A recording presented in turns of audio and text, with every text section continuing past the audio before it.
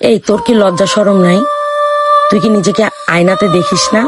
প্রত্যেকটা মানুষের চেহারায় আল্লাহর সৃষ্টি। কিভাবে একটা মানুষ আরেকটা মানুষের চেহারা নিয়ে এরকম কটূক্তিমূলক কথা বলতে পারে? তারই এবার যোগ্য উত্তর দিলেন তিশা। তিশা এবার বিথির কথায় বিথিকেই ধুয়ে দিলেন। প্রাণপ্রিয় দুই বান্ধবীর মধ্যে কি হলো বিস্তারিত জানতে ভিডিওটি স্কিপ না করে শুরু থেকে শেষ পর্যন্ত আমাদের সঙ্গেই থাকুন। এই তোর কি লজ্জা শরম নাই? তুই কি নিজেকে আয়নাতে দেখিস না?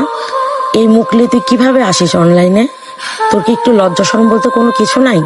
আমি যখন প্রথম এই অনলাইন জগতে আসি এমন হাজারো কমেন্ট আসতো আমাকে নিয়ে, তবে আগের থেকে অনেকটাই কমে গেছে। আর এক সময় আল্লাহর রহমতে এগুলো বন্ধও হয়ে যাবে।